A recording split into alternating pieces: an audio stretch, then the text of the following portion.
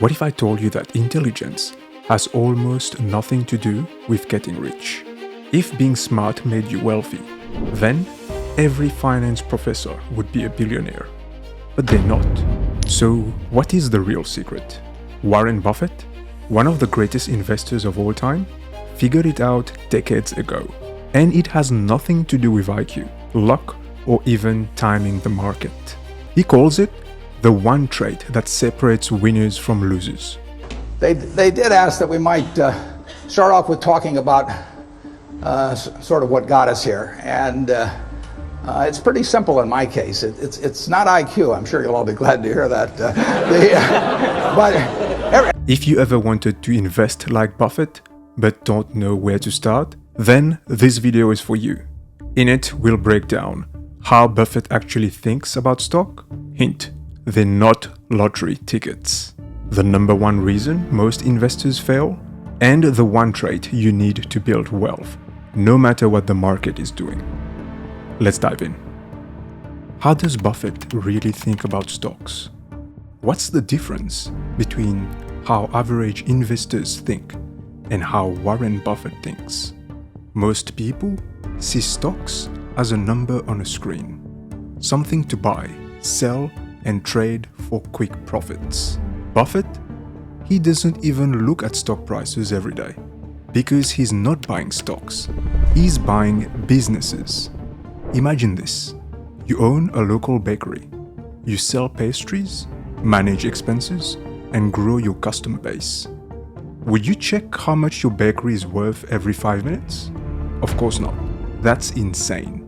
Yet, that's exactly what most investors do with stocks. They obsess over price swings instead of focusing on the actual business behind the stock.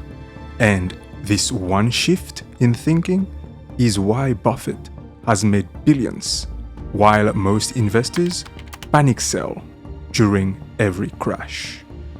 Diversification vs. focused investing.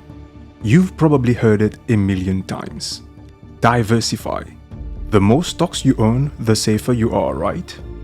Well, Buffett disagrees. He once said, "Wide diversification is only required when investors do not understand what they're doing." Instead of holding 100 plus random stocks, Buffett focuses on just a handful of businesses he understands deeply. His logic: why would you put money into your 30th favorite stock instead of your number one best opportunity? Of course, this only works if you're willing to do the homework. If you don't have the time or patience to analyze businesses like Buffett, then he actually has a different strategy for you. What most people should do instead. Buffett knows that 99% of people will never be full-time investors. So, what's his advice for everyday investors? Buy an index fund regularly and don't touch it. No day trading, no panic selling, no trying to time the market. Just set it and forget it. Why? Because studies show that the average investor makes half the return of the S&P 500. Simply because they can't stop making bad emotional decisions.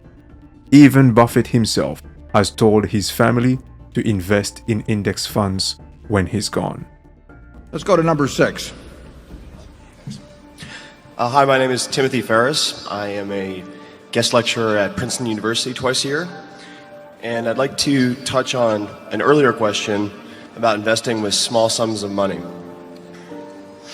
I'd like to ask both of you, if you were 30 years old again and had your first million in the bank, how would you invest it, assuming you're not a full-time investor, you have another full-time job, you can cover your expenses with other savings for about 18 months, no dependents, and it'd be really helpful for my students, for myself and others here, if you could be as specific as possible about asset classes, percentages, whatever you're willing to offer. Well, I'll be very simple. under the conditions you name, I'd probably have it all in a very low-cost index fund, and it'd probably be, might be Vanguard, somebody I knew was reliable, somebody where the cost was low, and because you postulated that you're not going to become a professional investor, I would recognize the fact that I'm an amateur investor, and I would feel that unless bought during a strong bull market, which this hasn't been, I would feel that that was going to outperform to a degree bonds under current conditions over a long period of time, and then I'd forget it and go back to work. Charlie? Yeah, it's in the nature of things that you aren't going to have a whole lot of screamingly successful professional investors. You've got a great horde of professionals taking croupiers' profits out of the system, most of them by pretending to be professional investors.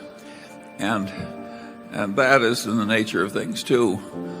But if you don't have any rational prospects of being a very skilled professional investor, well, of course you should compromise on some simple thing like an index fund. Yeah, and that you will not get that advice from anybody because nobody gets paid to give you that advice. And so you will have all kinds of people telling you how much better they can do for you than that, and how if you just give them a wrap fee or give them commissions or whatever it may be, that they will do better, but they won't do better. On average, 1,000 other people like you do the same thing.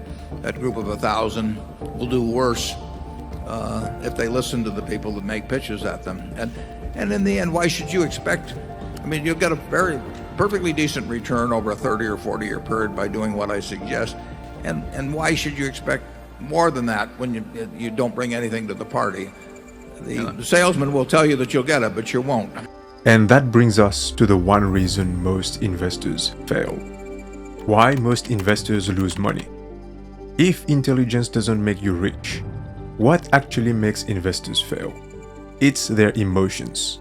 Buffett has watched people lose millions because they panic sell during crashes, chase hot stock at the top, overestimate their own intelligence. There's even a term for it: overconfidence bias. Ask 100 people if they're above average drivers, and 80% will say yes. Mathematically impossible, right?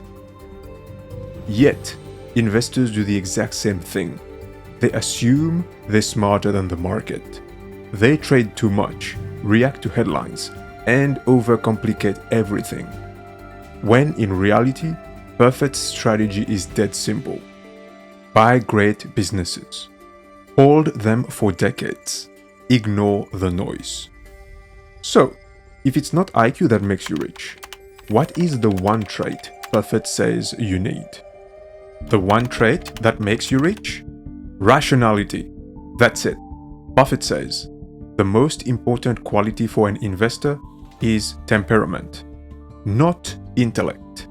Being rational means not chasing hype stocks because of FOMO, not confusing luck with skill.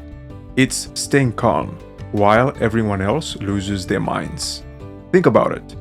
Every few years, there's a financial disaster. 2000, dot-com crash. 2008, housing market collapse. 2020, COVID crash.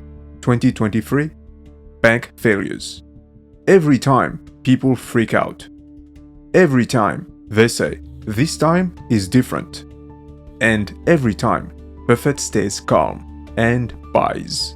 While everyone else panics, he sees opportunity. That's why Buffett's fortune wasn't built overnight. It was built over decades. Because in investing, time and the law of compounding are your best friends if you don't sabotage yourself first. Everybody in this room has more IQ than they need to do my job. The big thing is rationality. In other words, I always look at IQ and talent as sort of representing the horsepower of the motor, but then in terms of the output, the efficiency with which the motor works, that depends on rationality, because a lot of people start out with 400 horsepower motors and get 100 horsepower of output, and it's way better to have a 200 horsepower motor and get it all into output. And So why do smart people do things that interfere with really getting the output they're entitled to? And it gets into habits, into character, into temperament, and it really gets into behaving in a rational manner. It's not getting in your own way. As I say, everybody here has the ability, absolutely, to do anything I do and much beyond. And some of you will, and some of you won't. But it will. The ones that won't, it will be because you get in your own way. It won't because the world doesn't allow you to. It will be because you don't allow yourself to. So let's recap. Stocks aren't lottery tickets, they're businesses. Most people lose money because of emotions, not bad investments. The number one skill for wealth isn't intelligence, it's rationality. Buffett's strategy is simple, but not easy. It takes patience, it takes discipline, it takes ignoring the noise when the world is telling you to panic. But if you can master that, you don't need to be the smartest person in the room to be rich. You just need to be rational when everyone else isn't. This video was based on the book The Warren Buffett Way. In it, the author actually covers 12 tenets that Warren uses to evaluate great businesses. It's a highly recommended read if you're looking into becoming a better investor. If you're thinking of grabbing a copy, please use the link in the description. It won't cost you extra, but it supports the channel. And if you liked this video, you're going to love the next one we've picked just for you. Thank you for watching, and I'll see you in the next video.